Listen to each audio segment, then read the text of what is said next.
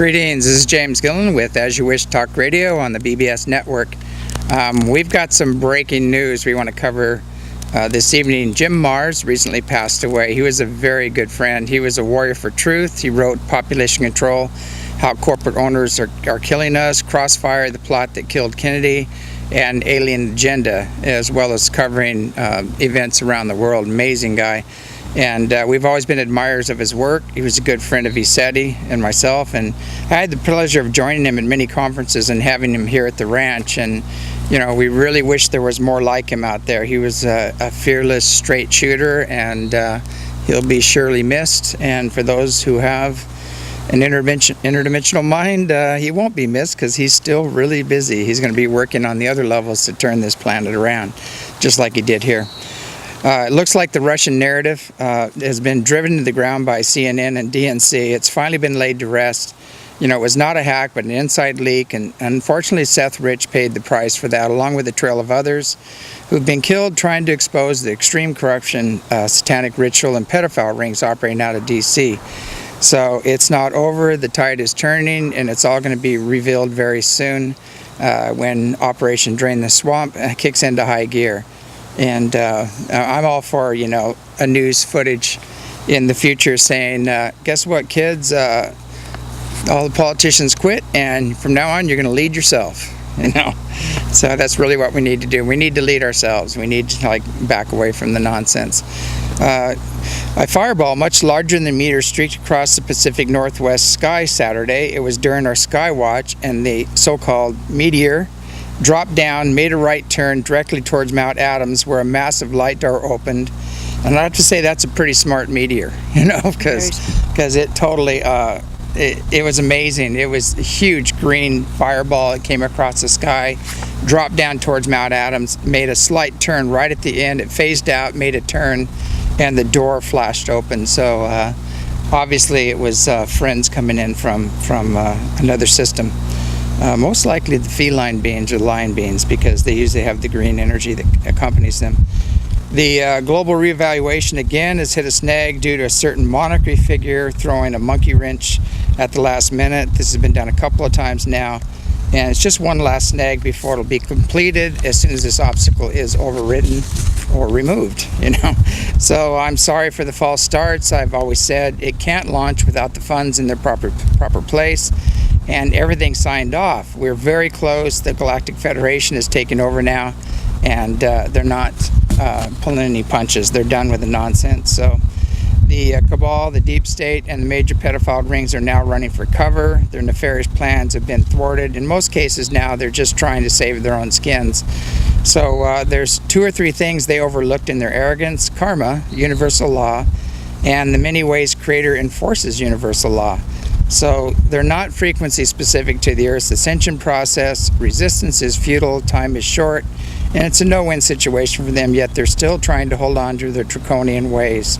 The good news is August 8th is the opening of the Lion's Gate, and it's a great time to find your own inner lion, the courage, and to do what's right and stand tall in your own divinity. You know, the lions are here and more are coming, so there's going to be some big shifts. August 21st, just after 10 a.m., we're going to be going to have a solar eclipse, and we're going to extend our Skywatch weekend for those who want to come and observe the eclipse and the ships, and that'll also be in the skies that weekend.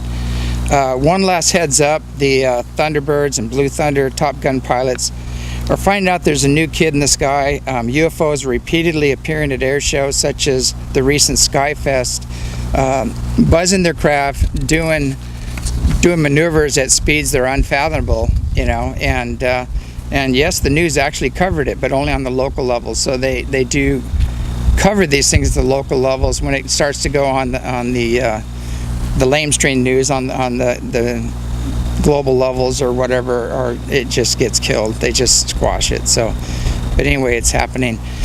And one of the major things happening right now is the magnetic fields have quadrupled. So the Earth's resonant field is, you know, it used to be the Schumann resonance was around 7%, 7.5%. In Easter, it went up to over 200%, and right now it's at like 530. So it's off the scale. And so just a little heads up, with these energies coming in, it's going to be very, very intense. We're going to have a lot of people are going to, if you expose monkeys to magnetic field fluctuations, they go from comatose to self-mutilation. So you're going to have a lot of emotional outbursts, a lot of people processing, a lot of people going to deep funks, and just a lot of movement. And so there'll be some chaos during these shifts, and we have to find ways of holding our center and getting clear ourselves so we can hold that center and practice loving detachment and kindness through these times, because you will be tested. It's going to be interesting. So August 17th to the 21st is the solar eclipse skywatch weekend. August 24th to the 28th, ground zero with Clyde Lewis. We'll be here during the skywatch, and if you know Clyde Lewis or listen to him show, last time he was here, he walked out of the guest house and a juvenile Bigfoot ran up and skidded right up to him, said hi, and took off running through the forest. So he'll tell that story, I'm sure, while he's here. But he saw innumerable ships. He brought his engineers to prove that these were not meteors or satellites, and I'm sure he'll bring probably a lot of the same people up in the August 24th to the 28th. The 31st and September 4th, Labor Day weekend, we've got the Self-Mastery Teacher Training, where we're going to cover all the planes and dimensions and teach people how to discern, who they're working with, how to heal unseen negative influences, and we'll talk about the multiverse and all the different beings and how to connect with your own, interdimensional self and the different beings in the family on those levels, our star families. We've got September 7th through the 11th, the third Sustainability Weekend with Lisa Diana, and the Mud Bag Dome building, which is right behind us over here. They've been really busting their tails out there, working really hard. They come back all covered with dirt with big smiles on their faces. So things are coming together out there, and it's an amazing experience. So sign up for that and come help build. It's going to be like a divine feminine gathering place here. It's going to be used more for the divine feminine. And we also have a new workshop titled Divine Feminine New Moon Workshop, and I believe we're going to have all kinds of dancing and all kinds of things happening. We've got some wonderful people doing that one. October 19th to 23rd, we have the Ambassador Training, and November 2nd to the 6th, Advanced Level Theta Healing Workshop. And speaking of which, I have Shannon Leischner right here that does the Advanced Level Theta Healing Workshop, and she's a Theta healer, a practitioner. She's been, what would you call it? You said not to use medium, but what was the word you wanted? I'm actually a spiritual catalyst. She's like a spiritual catalyst, and yes, she's been that way all of her life. She's been gifted all of her life with these abilities to sense higher frequencies and help people heal and clear their own unresolved issues, wrong conclusions from past experience, wounds, traumas. But she's been doing that for quite a long time. How many years have you been? Professionally, I've been doing it over 10 years, but I've been doing it my entire life. Yeah, your entire life. Yeah, even as a child, I was doing it. Yeah. So anyway, so we're going to talk a little bit about theta healing, what it is, and hopefully open up for questions later on. If people have any questions about, what's happening, on the planet, how they're feeling. And I wanted to cover something, and we won't mention any names, but we just recently had, we're not a suicide hotline here, but we had somebody call that was really in crisis, and it was really great how everybody at the whole ranch here all jumped together. We all got together, we started clearing the energies, cleared everything off, and turned that event around. And so it's amazing, and thanks to Shannon's work here and her connection, she brought this to us to do the clearing. But I think it's something that, if people would learn these processes and learn how to heal unseen negative influences, they should be teaching these to all the hotline operators and everything else. That, a lot of people, if you're thinking about committing suicide and you're feeling those energies, a lot of those thoughts aren't yours. Absolutely. And there could be, there's usually multiple entities stacked up on somebody if they want to commit suicide. So it's really important to clear the unseen negative influences and then deal with the process-oriented stuff as well that they need to do, whatever childhood trauma, whatever brought them to that space. But I think it's sad that we're missing that, like in psychology and the hotlines and everything else. I have trained quite a few people that are working on these hotlines, and they're doing the clearings like behind the scenes. People don't even know. all of a sudden they go, I feel get better, something's lifted, I don't know what happened, you know. And they just keep quiet and going on about their business, but that's really good. But getting back to theta healing, maybe you can explain, I know you've been doing healing work all your life, but maybe you explain to the audience, what is theta healing? Well, just as a kind of a precursor, I have access to a lot of different modalities, and a lot of my friends offer to teach me their modalities. And none had really fit for me, because I'm kind of like this instant gratification type girl. Yeah. I want to help someone it's going to be instantaneous. I don't want to wait for weeks. I don't want to do all these processes. I want to heal somebody right then and there. Mm-hmm. And a friend of mine said, you should try theta healing. And I said, well, I don't even know what theta healing is. What possibly could theta healing be? And she had shown me an example of it. And I went to a class and I was hooked, because theta healing actually accesses the theta brainwaves in a state of a person, and it can shift and change things so immediately. In theta state, we are actually, it's a sleep state, and that is when our body begins to heal. But we can be wide awake and in theta, and be at our peak manifestation, peak creativity, and really make some huge changes in our life. Somebody told me about theta. They said when you're in the theta state, a lot of times you don't sweat the small stuff. You're so high and you're so blissed out that like names and numbers just kind of go away. So that's my excuse. I go, no, I'm in theta. What's your name again? No, Usually that's delta. Yeah, I know. But anyway, there's it's kind of funny. But I've heard all these different stories about that. But at first when you practice going into theta state, you do feel a little lightheaded, and you do feel a little airy and loopy. But as more and more as you're in it, you really begin to take advantage of the energies and really begin to create what it is you want your reality to be. Mm-hmm. And so the basic of that is like basically it teaches personal responsibility and creating your tomorrow, or creating your own reality, and releasing the past so you don't recreate the same old stories, over and over again. 90% of our issues are when we're dragging down around dead bodies behind us. We have this chest of our old angers and old resentments, and then let's add on all of our old programming from when we were younger. And so that needs to move in order for us to be more fruitful in our path. And I know I've been an old Viking warrior in a past life, so I'm sure I'm dragging around quite a few dead bodies. Literally and me and my broadaxe, But hopefully I've cleared those, and we're all at peace right now. But it's kind of funny.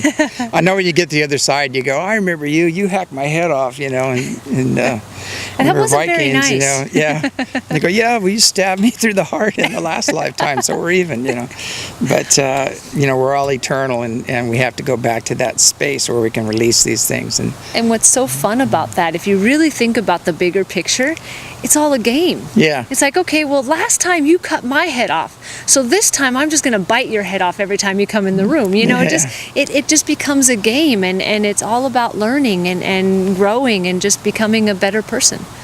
Do you have some stories about how maybe people that's come up? I know you probably can't mention names or anything, but some special stories where people have realized what the core issue of something was going on in their life didn't even happen in this life, or it might have happened, at some childhood event or something like that. Well, I actually have a client who has never been able to have children. And so we were working together, and I'm able to, tap into somebody's past life, and usually through theta you can do that as well. And we realized that she actually had died during childbirth many times, in her lifetimes. And then the last time she actually was able to have a child, and that child died in front of her. So this lifetime she kind of programmed herself not to have any children, because it was something that would be detrimental to her. And when she understood that, she actually was at peace with not having kids. She was okay with it. And sometimes all we need to know is what really has happened. We need to know what's happened in our past life so we can understand why we are where we are in this lifetime. Great. I remember I had an experience where I had this couple, and they bought a boat, together, and they wanted to go sailing on this boat. It was like their dream. And I think it was more of their process, but anyway, they got this boat. Whenever they got on the dock and got together, they just started fighting and just get really angry at each other, and they couldn't figure out what was going on, and they just wanted to kill each other. It was really weird. And so we took them through this past life, regression to find out what it was, and they both, had killed each other next to water. Oh. And it happened. And so whenever they got together next to water, it would trigger those energies, those feelings. And Did they sell the boat? No, actually we cleared the energy and they went down. There's no problem anymore. Oh, nice. So they're out sailing around on the Columbia right now. So, the best story I have for theta healing is there was a girl in my class, because I teach martial arts as well. There was a girl in my class, 25 years old, stage 4 cancer. And right before my class, she had had a stroke. And she wasn't able to continue in my class because it's very physical. And I said, you know what, read the Theta Healing book, I'll pass you. Because she said she needed this class to graduate, so that she wanted to graduate before she died. It was an accomplishment she wanted. And so I had her read the Theta book, and she called me and she was angry. She says, I believe in God, and God heals, and you ask God and God will receive. I said, did you read the book? And she says, well, I read part of it, and then as soon as it talked about psychics, I wasn't into it. And I said, if you would have read the book, it's working with the Creator, it's working with the universe, and the Creator is the same thing as God. And so I was able to show her what Theta Healing does, and I was able to remove some old past energies with her father. And come to find out, it's been 5 years now, and she's still alive. She's all over Instagram and going everywhere, and she just had a birthday a couple days ago, and nice. She's completely cancer-free. And so sometimes it's just recognizing these old past energies so you can get rid of them, so you can move on with your life. I know a lot of times it's just old grudges and old wounds and traumas, and we can't, digest them, you might say. We haven't been able to, so they're just like stewing inside of us, and that's what creates the cancer. But it's kind of interesting when you go down to the core issue. I've seen that. I know one woman, it was really interesting because, and this might trigger some things with some people, but one woman, she had cervical cancer. And so I was talking to her one day, and she goes, well, you do clearing work? And I said, yeah, I do clearing work. And she told me, she goes, I have cervical cancer. I said, really? I said, so how do you feel about yourself? How do you feel about, your sexuality and things like that? And she goes, well, I'm androgynous, She goes, I'm androgynous like this. And I said, but you're in a woman's body, and you're denying energy to that part of yourself. You're cutting the energy off to that part of yourself. And something happened, we have to go back and find out why and clear the patterns, and she was in a relationship, with another woman and everything else, and it was really interesting. So we cleared the patterns, we cleared it all out, and then she kind of decided that she was going to end that relationship, which I got a lot of heat for. I didn't say it was good or bad. I didn't say I just cleared the energy, and it went away. She made peace with her husband, and everything just went away. Oh, and it was amazing how quick that happens. But I see over and over, it's just there's reasons that we're denying energy to certain parts of our body. There's blocks or patterns. Yes. And if we can remove that pattern, the body will heal itself, as soon as we clear that pattern out. I say that our brains are the most powerful parts of our body. Our minds are extremely powerful, and we can program our bodies to do just about anything. Our only limitations are the limitations that we put on ourselves. Yeah. Mine's laziness. I go, why didn't I do that? It's like, but I'm pretty good. But I know a lot of things, like just with diet and having a daily practice of Qigong and yoga and things like that. I get so busy with external things happening here at the ranch and the clearing work and everything else that I kind of skip that part. And I notice that, okay, I have to get back and do this on a regular basis. And as soon as I do it, I feel great. As soon as I get back to a regular protocol or whatever. It's like working that muscle, if you stop working the muscle, it just feels so hard to get back into it. But then once you get back into it, it's like vibrant, and you just feel good, and all those, what do they call those? The serotonin starts going, and you start feeling good, and you feel like strong again. Yeah, I used to teach Bhakti yoga for like 11 years, and now I know some of those poses I couldn't even get close to them, but I know I need to get back into that. But I love that yoga because it was spirit, mind, and body. It covered all the aspects, and it was more heart-centered. But I did learn a lot in there. But then I had a back injury, so I had to chill out for a while and let that heal. But I know just through whatever process I have left in that and a regular practice, I can turn that around again. Absolutely. I was going to mention to you, we've had a lot of response for the Theta Healing class so far. And the funniest thing is that a lot of the people who took it last year want to retake it again. Oh, nice. Because it was such a powerful event, and it was 4 days of just healing, and we do field trips and dancing and fun, and just really enjoying yourself and really getting to know who you are again. And so we have people who are returning from last year to take the class again. So, I encourage everybody else to come and sign up too before everyone else takes the spots. Yeah. I know there's so much said. And also, too, they can go to eSETI events to check into that to find out, or eSETI.org will also take you there to find out more about the class. And I believe that was the 2 to 6 November. Oh, yes. 2nd. Yeah, so if you take the beginning class this coming weekend, the 10th through the 13th, you can take the advanced course in November. Yeah. Interesting. And these are certifications where you can actually be a practitioner after you take these courses. Oh, great. Yes. You put another badge under your hat there. Yes, another tool in your toolbox. Yeah. I know, I always found out because when I was after the near-death experiences and everything else I had back, in the 70s, I realized that the only reason people are unhealed and unhappy and everything else is all goes back to consciousness. And so I started learning every process-oriented therapy I could look at and find out. And like you were saying, I want the fast one. I'm tired of messing around. I don't want to take somebody and go, okay, you were an Indian in a past life and somebody shot you with an arrow, and then they walk out and they go, oh yeah, that's where this pain is. And they walk out and they still have the pain, and all you did was bring it up to the surface, Yes.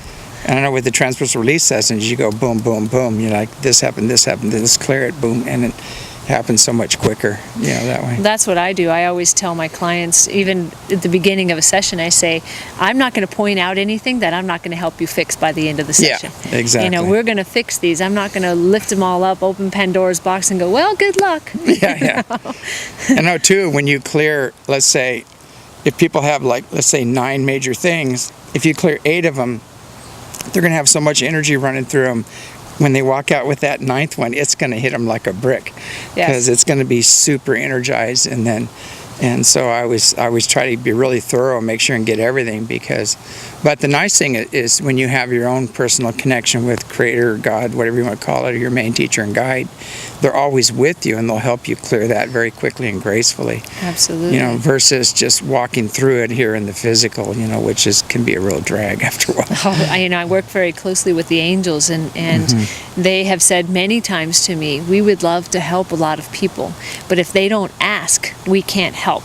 It is the process of asking, and that's another aspect that we add on to the Theta Healing course that is different from other Theta Healing courses, is that I add the angelic energy and the angelic communication and the angelic healing energy to the Theta Healing course. So it's another aspect for that, but we learn to ask, and they don't want to be prayed to, they want to be asked. Yeah. It's all about intention, setting your intention, being really clear.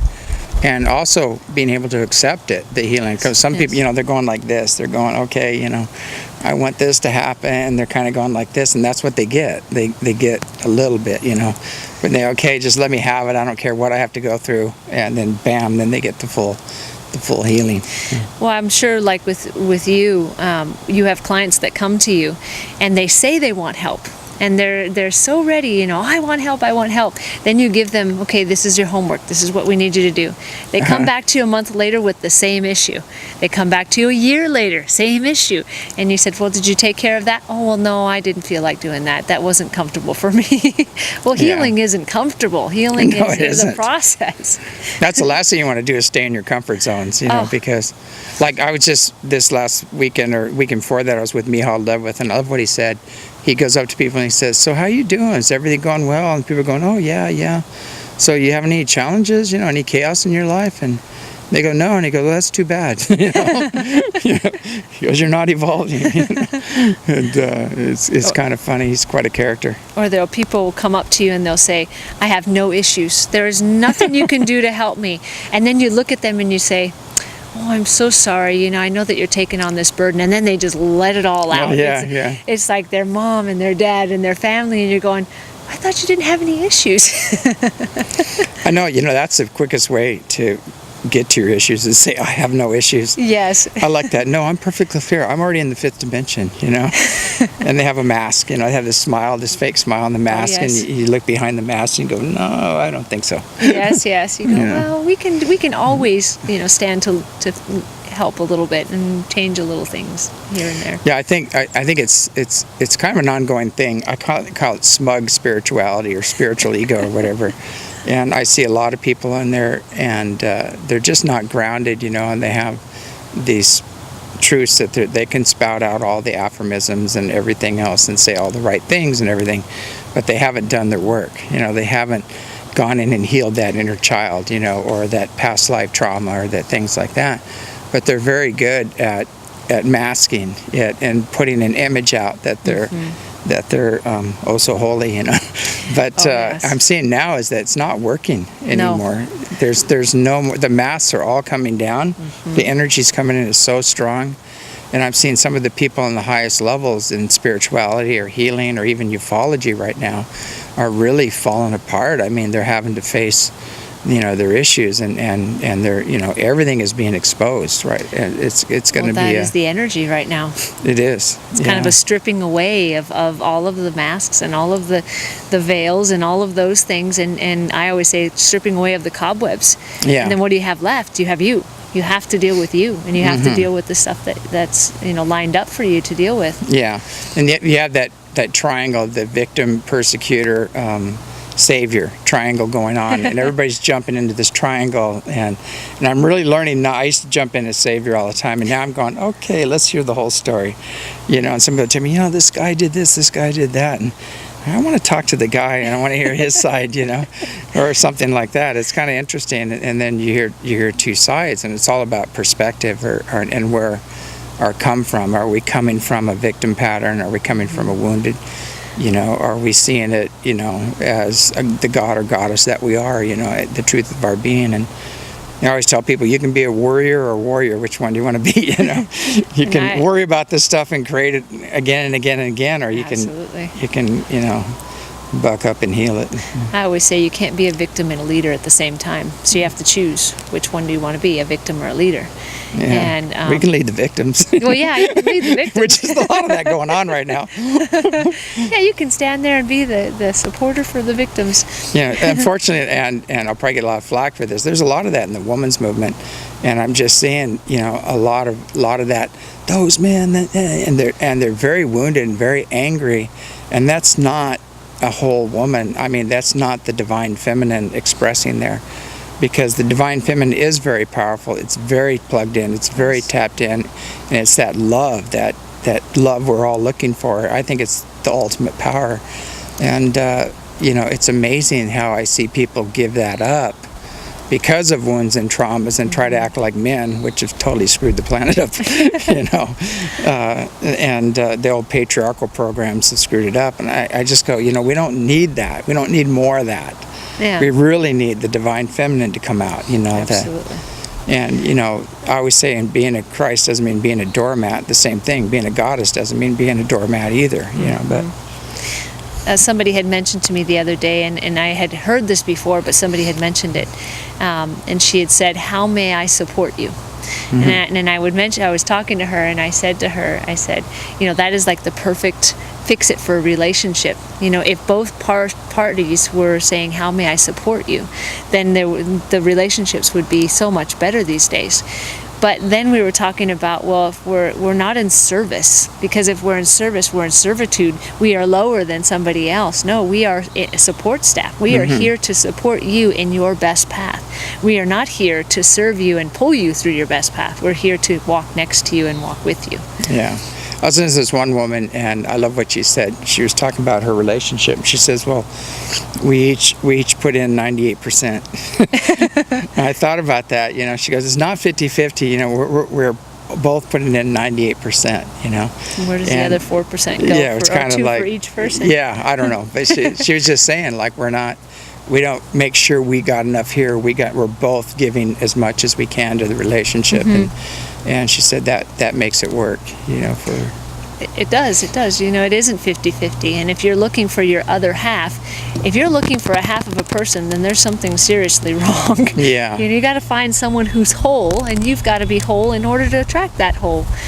Well, there's that, what I see, we are so programmed for external fulfillment. We don't even know how to go within, because within everyone is this loving, joyous, powerful, manifesting God or goddess. We're already happy. We're already blissed out.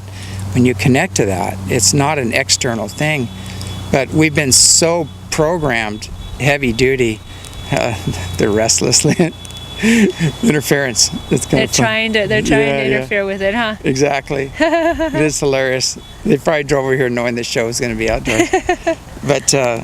But anyway, the going back to that, I just laugh at it. You know, it takes me higher when people try to interfere. But going back to that, what was I talking about? I lost my train of thought there. There must have been a wave or something, because I kind of forgot. I did. I just felt a big clearing of energy go through. But anyway, it's just so interesting right now. Oh, it's talking about external and internal. Yes.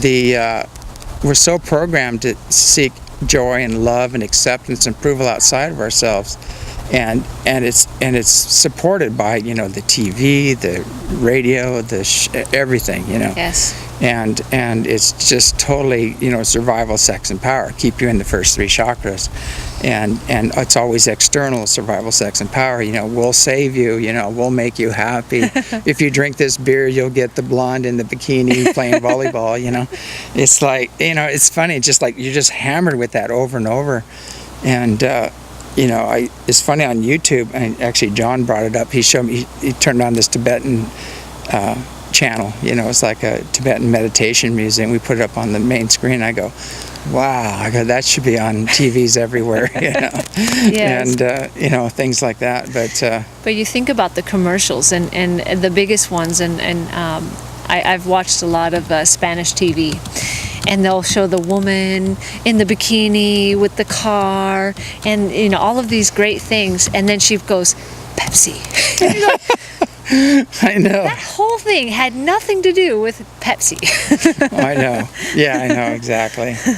I was typing in to get the call-in numbers. Hopefully he'll give me the call-in numbers and we have some time to take some calls. If anybody already has those call-in numbers and you want to call in, go ahead and you know, give us a call. We can take any questions, and you can, you know, ask about, you know, your process, what you're going through, or anything, your heads up on what's happening on the planet we might have missed, and really, you know, that's my newsletter. Everything. I don't surf the net. People send me all these articles. They keep me updated on everything, and I have friends in high places I talk to quite a bit, and they kind of fill me in as well. But it's funny. It's not. I don't have a team of researchers and everything else to do that. It's like the audience are the researchers. Yes, they are. And the people on the newsletter, you know, the free newsletter, they send me stuff all the time, and so it kind of frees me up in a way. So yeah, that's great. You know, one thing I wanted to mention too about some people who have illness, and actually a lot of people who have illness, a lot of illnesses are serving that person. So if someone is sick and they can't seem to heal, and they've been to healer after healer after healer, the question they need to ask themselves is, how is this illness serving me? I know someone who has severe trouble with her feet, and before that her marriage was falling apart. She was running all over the place and they were fighting, and as soon as she got hurt with her feet, her husband and her marriage completely changed. He started doting on her, he started giving her everything she needed, and she was just waited on, and so she's not healing. I've tried to heal her, she's gone to many healers.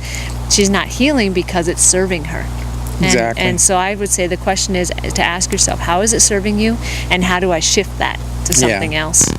That is important. I've seen that again and again, where where, you know, victims will use their role to gain either financial support or emotional support from others, and and they don't know how to break out of that pattern because it works. It works for them. It keeps them, you know, keeps them in funds, and it keeps them, you know.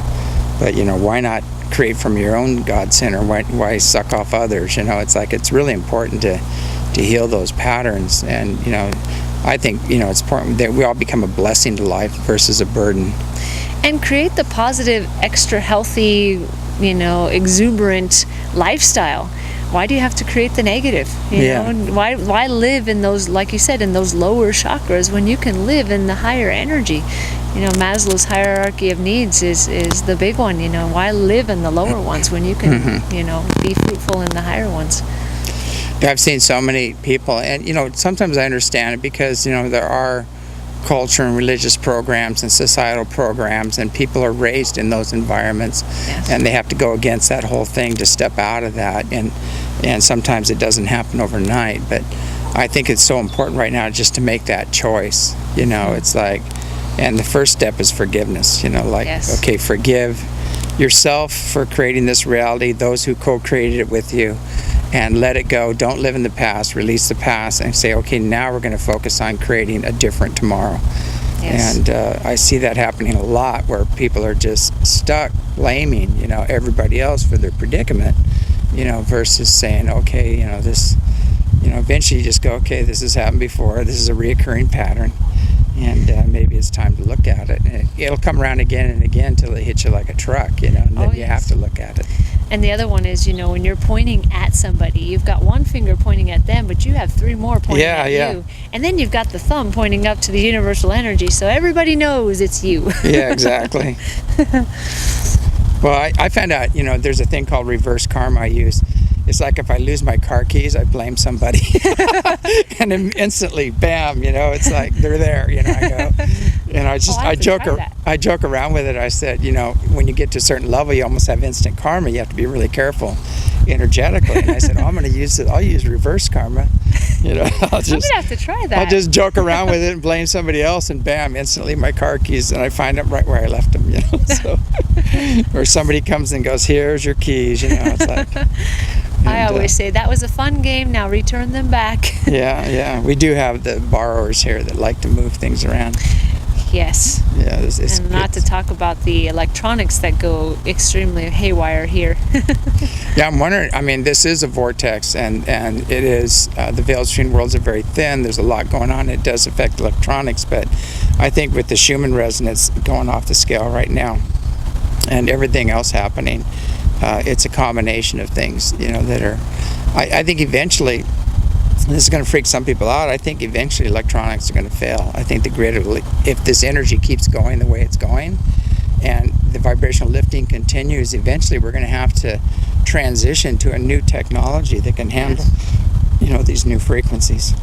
That's why I always say keep one of those classic cars around somewhere, because they're not on computers, they're on just good old engines. Yeah, I got a couple of those here.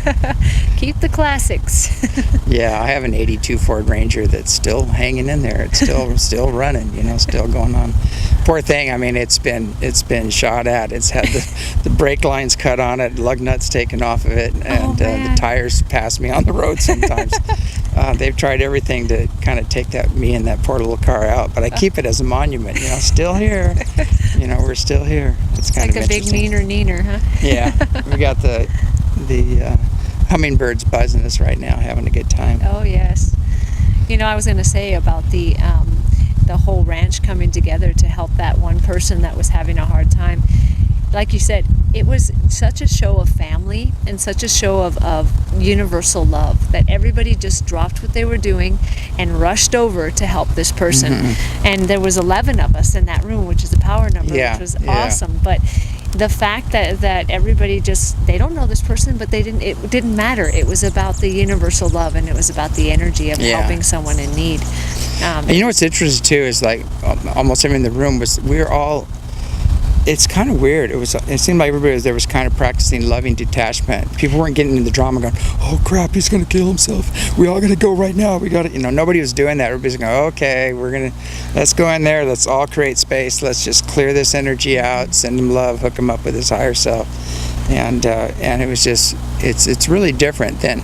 And then when you're doing that, you're in creationary mind. You're creating a different reality versus reacting to what's happening and getting caught up in it. And I think that's going to be a big test for all of us in the future, is to hold space and stay in that creation mind versus, reaction mind. And redirect ourselves from the drama. I mean, there's really no need for it, and that's the theta part. When your mind is in theta mode, drama really doesn't matter. No. You look at it and go, you're annoying, but hey, that's what makes you cute, or whatever. But it's not even As I noticed, if you really got to charge around things, it means you got a hook. You got to get that hook out of your system, and it doesn't mean you don't deal with things, but you can deal with things without the charge and in a loving way and move things on that need to be moved. And a lot more effectively. Yeah.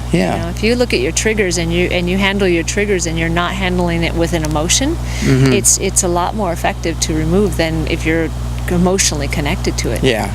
And it's hard to get that switch off, that switch goes, and then you're in like mode, and you go, okay, I got to switch back, hook in to the higher dimensional stuff and use loving compassion, but you still deal with the issues. You still do what needs to get done, but you're just coming from a different space. A friend of mine was talking about that there's a specific part of our brain that releases a chemical when we're in fight or flight, and the brain doesn't know if it's a remembered thing or if it's an actual threat at that moment, and so it will react in any way. So when we're triggered, the brain releases that chemical in fight or flight, whether or not it is a real or remembered incident. Exactly. And so one of the techniques that she uses is to count backwards in odd numbers. So you have to really think about it, and it puts you back into the now instead of all over with the energy. Oh, that's a good one. Count backwards in odd numbers. With weird numbers where you just go, okay, I really have to think about this now. Start using fingers and toes. I had a teacher once say that to me. She goes, up is down, down is up. Your left is right and right is left. She goes, just keep saying this over and over again, and pretty soon you go, I don't know anything anymore. She goes, okay, you're there. I don't know why I was angry. So it's kind of like I'm just seeing over and over. We don't know what a soul needs for completion. What their path is. Right. And you might have this total enlightened being that just needs one more thing to get through. And it may look really mundane or stupid on your level, but it's just one little thing they got to process to get over, and then they're there. And I've seen that happen over and over again. I saw an event once where a guy, he went nuts, with an M16 or whatever, and he started shooting kids and he went crazy. And one kid walked right towards this guy. I've told the story before.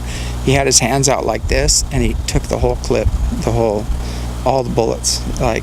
Oh, wow. And they couldn't figure out why this kid not go down. He just took them all, and it saved the other kids. And so everybody's really upset about it and everything. And so we looked into it on another level, and that kid was responsible for the death of a lot of people in another lifetime. Oh. And he came in for that. And that was all he needed for completion.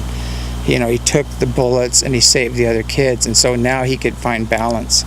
And actually all he had to really do was forgive himself, but he couldn't do that. He had to act it out. And so he ended up, ascending after that, because that was all he needed to finish. And so no matter what we're seeing on this level, there's always another story and a different story, and it helps you understand. Was he a victim? No, he came to do that. That's what he came to do. Is it cool to shoot kids? No. I'm not saying it's okay. People go, oh yeah, you're a child murderer. And I said, no, that's not okay. It goes against universal law. But this was something that was being worked out. Yeah, a lot of people are dealing with a lot of karmic issues right now, and what they've done in past lives. And I always say, if you don't like the way your life is going, stop and yell plot twist. It's time to shift the plot. But a lot of people will still sit in that energy and say, oh, this is my karmic issue. Well, how long do you want to be in that mode? How long would you like to sit in that karma, or would you like to clear it and just move past it? And then the big one is forgive yourself. Yeah. And a lot of people don't understand that forgiveness is automatic with the source. It doesn't have an ego. It can't judge. And like even Jesus said that, actions, go and don't do that anymore. But you're okay. Just stop it. And people don't understand what he was saying there. But if we carry our books, we carry the guilt and the fears and all the other stuff, and we can clear those within ourselves, and we can get assistance from our higher selves and from the source and from higher dimensional beings that are here to clear those things out. But it's really, we can't blame God or give credit to God for everything. Just like the devil, you can't blame the devil for everything. It's like it's really about personal responsibility and action reaction. We make choices and we act on those choices, and there's a reaction. It's really simple, and it's such a cool setup. I mean, Yes. I always tell people, I said, who designed this? I mean, this is amazing. You don't even have to be around to maintain it. It takes care of itself. It handles itself. It's like a boomerang. It'll come back. Yeah, exactly. I always tell people, I have a lot of people coming to me and saying, well, I don't understand why my life is like this. I'm the one that's always, getting stepped on and everything. And I tell them, I say, well, you're choosing it. Do you want to choose to continue in this hamster wheel, or do you want to get off and pick a new life? And I always say, let's change your theme. Your theme doesn't have to be, the victim. It can be something else. And so I think the biggest thing is look at why things are happening and then shift it. Yeah. We're trying to get the call-in numbers here. We're doing a remote broadcast right now, so we don't have our usual studio with the call-in numbers and everything. But hopefully they'll shoot them the call-in numbers. But again, if anybody does have the call-in numbers, you can go to the site, the website, BBS Radio. And .com, and check it out, and they'll give you the call-in numbers, station 1. And if you want to call in, it looks like they just flashed on the screen. So dial 888-627-6008. It's 888-627-6008 if you want to call in, and if you have something to share, or you have some of your own experiences, or need a little help getting through something, give us a ring. Absolutely. And we're waiting for some all right, they're hooking it up now, so they're getting set up to take calls. But this is all new stuff right now. We have all new equipment. We have an amazing new studio that we're putting together. We're going to do some live broadcasts with the camera on. This is going to be awesome. Thanks to John and Jim, everything's taken off like crazy. And actually, too, make sure and go to the ECETI Stargate, the official ECETI Stargate on YouTube, and it'll blow your mind. The interviews up there about what's happening at the ranch, the footage, the UFOs, all that stuff is all on there. Just amazing footage of UFOs coming in with multiple witnesses. And we've got Jadar here, the Wonder Dog. He's still hanging out. He's still here at the ranch. We had 23 years. Loves it. Yeah. Talk about being a master. I don't know what that is in dog years, but it's probably about 160 or something. Oh, at least. Yeah. The ranch has been pretty active lately with the Bigfoot around. Oh yeah. They past 2 nights they've been doing their calls and their hoots and their hollers and their moos, which are really funny because you think about it, like cows don't moo that loud, and they don't actually go moo. And they don't surround you. Yeah. And the hoots are funny because people that've been around Bigfoot, that most people don't know this, but when they talk, they inhale, they don't exhale. And so when they hoot, they go like this, yes. and that's how you know it's a dead giveaway. And I was sitting there asleep, and all of a sudden I hear James like this, and I go, "What was that?" And they're saying my name, and it's definitely not human. And I thought there was this friend of mine messing around, but he was gone. Him and his aunt were here, and I thought they walked by my window, were screwing around, because I got up right away and I looked out the window. There's like nobody there, So they're having fun playing around with people, and they're like shaking cars and things like that, just getting people ready. They have to give people a little at a time, because we're talking about that once, about the people say they're ready. I'm ready, I want the ship to land, I'm ready. And they keep saying this, and then the ships start coming in really close, and you see them running for a tree and hanging onto a tree going, "Don't take me," so we have to ask ourselves, are we really ready? Have we transcended fear? Do we have the discernment to actually tell who is on those ships, and which group and things like that? And, it's all about self-mastery. When you master fear, and you have the inner sensitivity to tell who's on the ships, then that's when contact comes. But there's no purposeful good in contacting somebody that's going to go into some religious program or fear or whatever else. They just take the high road. I mean, they'll let you see their ship when they buzz over, but they'll probably stay pretty high. I have nothing against religion. I actually have a respect sometimes. Sometimes people need that. They need the structure. But there's the joke that says, when Jesus actually does come, the religious people will say, the devil has arrived, but the spiritual people will go, it's about time. Yeah, exactly. It looks like we do have a caller. We've got Kelly on line 1. Kelly, are you with us? Hi, yes, good evening. How are you guys doing? Great. Hello, Welcome Kelly. to the show. Awesome, thank you so much. So I do have a quick question. I have experienced just something really interesting. I've never really shared with anyone about it, but a lot of times during my meditations, I've noticed that for some reason I seem to become very physically tired. And I didn't know if there's just maybe something off balance energetically that's leading to that, or is that something because of other forces, or so I didn't know if maybe either of you had insight into that, what could be a kind of reasoning behind that? Yeah, go ahead. Well, there's a couple things that I'm feeling. When you're meditating, are you grounding? I do my best to set aside a good... Actually, I know that there's the healing negative influences that a lot of the folks at eStudy have made available. So I do my best to do that beforehand.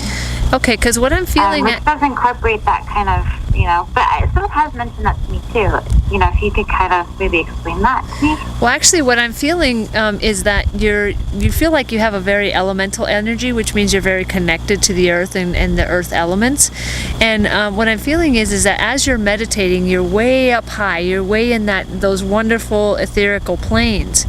But when you come back down to earth, you're starting to feel the heavy energies again. You're starting to feel I feel like you're empathic as well, so you're probably sucking up a lot of the negative energies, or not even negative energies, but maybe even just the heavy energies of the earth.